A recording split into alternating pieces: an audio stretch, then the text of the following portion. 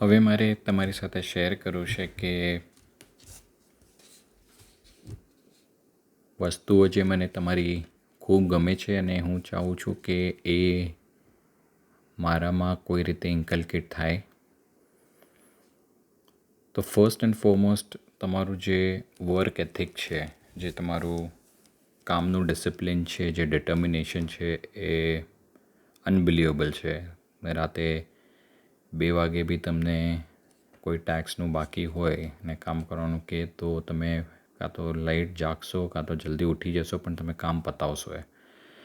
It is a very very rare quality અને I think હું ચાહું છું કે મારા કામમાં એ ડિસિપ્લિન આવે, કે મારા વર્કમાં હું એ ડિસિપ્લિન લાવી શકું. સેકન્ડલી, તમારું જે જુનૂન છે ફેમિલી માટે, બોન્ડિંગ માટે, જે જુનૂન કામ માટે છે કે આઈધર ફેમિલી બોન્ડિંગ માટે છે, superb. It is really admirable to admiring to see તમારું જે ફેમિલી માટે તમે જે લડી શકો અને બોન્ડિંગ માટે તમે કેટલું પુશ કરી શકો છો, આ એનર્જી લેવલ પર આ ઉંમરે ઇટ ઇઝ અનબિલિવેબલ. થર્ડ, તમારી જે સોશિયલાઇઝિંગ સ્કિલ્સ છે, રિલેશન્સ મેન્ટેન કરવાની, જેટલા ફેમિલી મેમ્બર્સ, જે એક્સટેન્ડેડ ફેમિલી હોય, બેવ સાઈડ it is very difficult to replicate. Genuineness એ બોન્ડિંગ, જે જેન્યુન હેપીનેસથી જેન્યુનની ખબર પૂછવાનું, એમની ખબર રાખવાનું, એ બહુ મુશ્કેલ કામ છે અને તમે બહુ સારી રીતના નિભાવો છો અને કરો છો. કોઈ સિચ્યુએશનને રજૂઆત કેવી રીતના કરવી, કોઈ સિચ્યુએશનને કોઈ માણસને પ્રેઝન્ટ કેવી રીતના કરવી, કોઈ સિચ્યુએશન, એ બી તમારી એક યુનિક એબિલિટી છે જે મને લાગે કે મારામાં હોવી જોઈએ. Fifth, I think the child like nature, જે તમારો એક્સાઇટમેન્ટ હોય છે છોકરાઓને રમાડવું, એમાં પોતે છોકરા જેવું બની જવું, મેડલ આપવા, ટ્રોફી આપવા, ગેમ જેવું બનાવવું કોઈ બી નાની સિચ્યુએશનમાં. આઈ એમ શ્યોર પેન પેપર બી આપી દેશો તો તમે કે એની ગેમ બનાવીને છોકરાઓને એંગેજ રાખશો, તો એ ખૂબી બહુ જરૂરી છે અને superb. Next, I think simple living, the genuine happiness તમને ખબર છે જેમાં છે હ્યુમન બિઈંગમાં. તમે મટીરિયલ નથી, તમે મોંઘી વસ્તુનું આનંદ, જે શબ્દ છે, જેન્યુઅન આનંદ શેમાં આવે, તો પછી એ ફેમિલી સાથે વાત કરવામાં હોય, રમવામાં હોય, ટ્રુ હેપીનેસ. અને પ્લેઝરવાળું નહીં, મટીરિયલિસ્ટિક નહીં, કપડાં અને ખાવા પીવાનું ને એવું બધું નહીં, પણ જેન્યુઅન જે કહેવાય ધ હાર્ટ ટુ હાર્ટ કનેક્ટવાળું હેપીનેસ, મેમોરેબલ, તમે બહુ સારી રીતના જીવો છો એ રીતે. અને મને લાગે હું પણ એવી રીતના ક્યારે એસ્પાયર કરું જીવવાનું. બીજી એક યુનિક તમારી એબિલિટી છે, એક જે છે જેન્યુઅન ક્યુરિયોસિટી, જે તમારી એનો રાઈટ ગુજરાતી વર્ડ હું વિચારી રહ્યો છું, જે તમારી ચાહ છે નવું જાણવાની, કે એ વસ્તુમાં ખોદીને જેન્યુઅનલી જાણવાની, નોલેજ માટે, કે એ ક્યુરિયોસિટી માટે. It is very important to have that curiosity, અને એ તમારામાં બહુ છે, which is very good. Apart from this, I think reading newspapers, general knowledge books,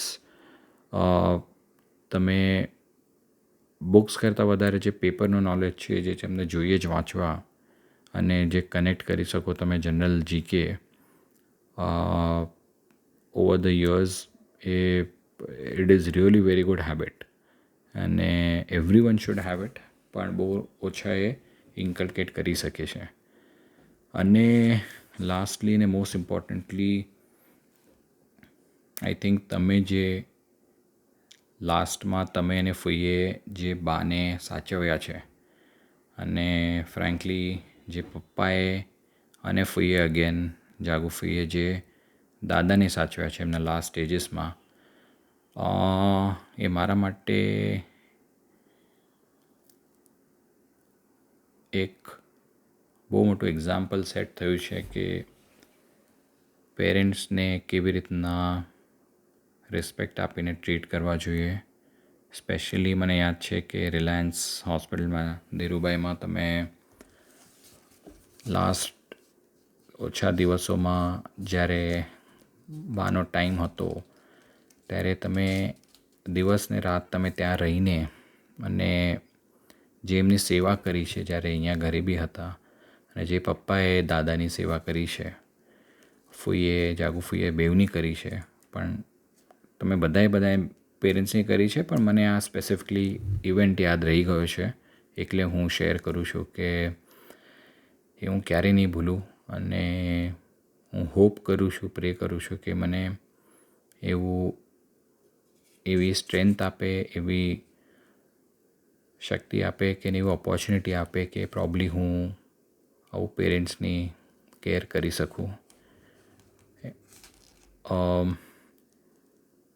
last મારે એક વસ્તુ એ શેર કર્યું છે જે તમારે પ્રોબેબલી બદલવી જોઈએ.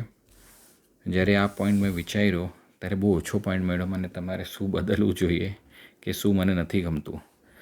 પણ એક પોઈન્ટ ડેફિનેટલી છે, મેં જે તમને ઘડી કીધું છે કે તમારો જે કામનું વર્કોહોલિક છો, જે તમારો ટાઈમનો સ્કેડ્યુલ છે, ડિનરનો ટાઈમ છે, ખાવાની રાત્રિનું જે ટાઈમિંગ છે, જે હેબિટ છે ઓવરઓલ, આ ઉંમરમાં તો એટલીસ્ટ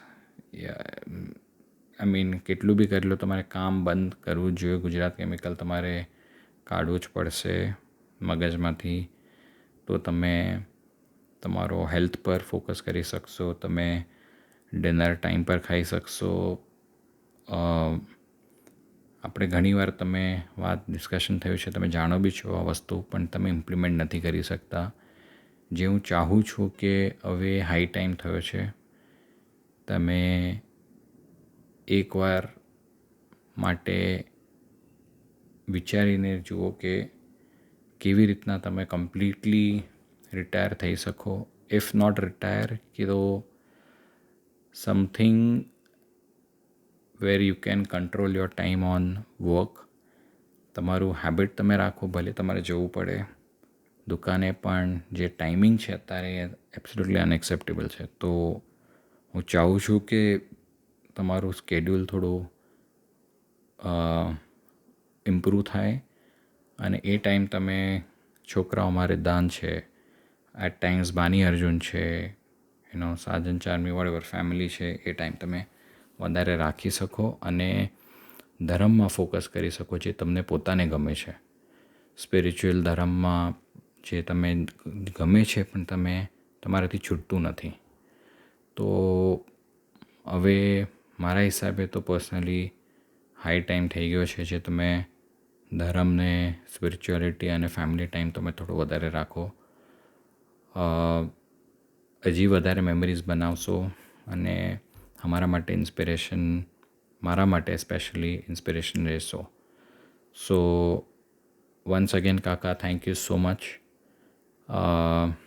થોડો લાંબો થઈ ગયો વિડીયો અને ઘણો ટાઈમ બી થઈ ગયો છે, પણ હું શાંતિથી વિચારીને જે મારે કહેવું તો હું કહી શક્યો. આઈ એમ વેરી હેપી. આજે બહુ મજા આવી બધા ફેમિલી સાથે ટાઈમ સ્પેન્ડ કરીને.